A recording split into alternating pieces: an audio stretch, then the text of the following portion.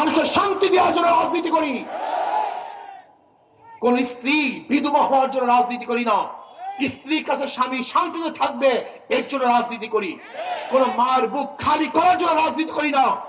মাকে শ্রদ্ধা করবে, সম্মান করবে, তার পাশে থাকবে, তার জন্য রাজনীতি করি। কোন সন্তানকে এতিম করার জন্য রাজনীতি করি না, বরং সন্তান বাবাকে বাবা বলে ডাকবে, তার জন্য রাজনীতি করি। আলিয়া মাশায়েখকে নির্বাচন করেন, আগামী 12 তারিখ নির্বাচিত করেন। লিখে রাখেন 13 তারিখ যাদের বিরুদ্ধে মিথ্যা মামলা আছে, যারা অপকর্মের মধ্যে লিপ্ত না বরং হয়রানির মধ্যে, আমি ইনশাআল্লাহ ওয়াদা করলাম 13 তারিখ এই মাদারীপুর 2 এর মধ্যে এবং মাদারীপুর 3 বা 1 এর মধ্যে একজন ব্যক্তিকে কোনো প্রশাসন অবৈধভাবে গ্রেফতার করতে পারবে না ইনশাআল্লাহ। কারণ জনগণের জন্য তিনি রাজনীতি করেন, তিনি জনগণের পাশে থাকতে চান, জনগণের খেদমতের জন্য তিনি আছেন, দল নয়। আপনি দেখুন তাদের ইশতেহার। আমার জামাতের বাবারা, আমাদের জামাতের বন্ধুরা খুব ভালো মতো শুনেন। আপনাদের সৃষ্টি হয়েছিল সৎ লোকের শাসন চাই, আল্লাহর আইন চাই। কই সেই আইন, কই সেই স্লোগান, কই সেই বক্তব্য?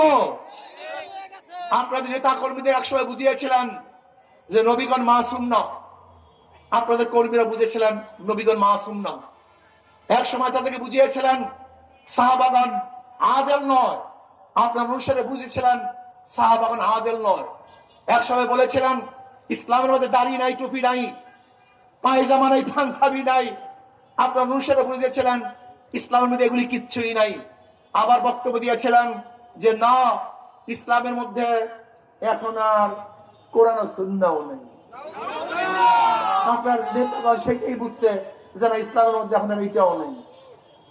শোনেন, এখানে ক্যামেরা বন্দি যারা করতেছেন, আপনারা বলতেছেন, মানুষকে বুঝাচ্ছেন যে আস্তে আস্তে আমরা বলবো না, আমরা ইসলামের কথা বলবো না, ক্ষমতায় গিয়ে ইসলাম কায়েম করবো। এটাই তো ধোঁকা দিচ্ছেন না।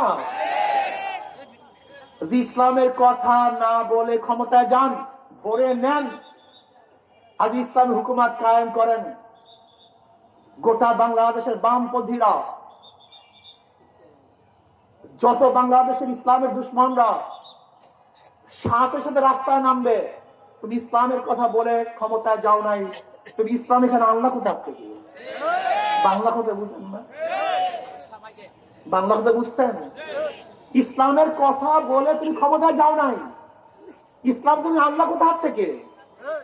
এক মিনিটের জন্য আপনি দিতে পারবেন না। এগুলো সব ভুয়া, এগুলো সবই ধোঁকাবাজি, এগুলো কিন্তু হতে পারে না। আমরা স্পষ্ট বলছি, যদি আল্লাহ আমাদের ক্ষমতায় নেন, আমরা ইসলাম হুকুমাত কায়েম করব। ইসলাম হুকুমাত কায়েম যদি করি কি হবে? মুসলমান, হিন্দু, বৌদ্ধ, খ্রিস্টান, ধনী, গরিব, পুরুষ, মহিলা সবাই শান্তিতে বসবাস করতে পারবে। অনেক আমাকে প্রশ্ন করে, হুজুর এবার আওয়ামী লীগ নাই, তাদের ভোট কে পাবে? আমি বললাম, দেখেন তাদের ভোট কে পাবে? যাদের মাধ্যমে নিরাপত্তা পাবে তাদেরকে তারা ভোট দিবে। জামাতকে তারা ভোট দিবে না কেন? আমাকে প্রশ্ন করছে। আমি বললাম, দেখেন জামাতকে ভোট দিবে না, জামাতের এবং তাদের জন্মটাই ভিন্ন। স্বাধীনতার পক্ষে, স্বাধীনতার বিপক্ষে। বিএনপিকে ভোট দেবে না কেন? বললাম, যত কেস কামারি, লুটপাট, চাঁদাবাজি সব বিএনপি করছে, তাহলে তাদেরকে ভোট দেবে না। এখন আছে হাত পাতা, ঠিক কথা কয় না, লুটপাট করে নাই, কেসও দেয় নাই।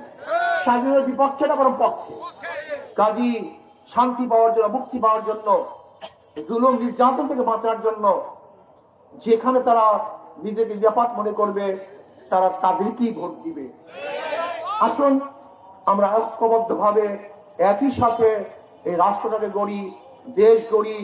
মাত্র কয়েকটা দিন সর্বোচ্চ হাত পাকে পাশ করাবার জন্য চেষ্টা করার জন্য রাজি।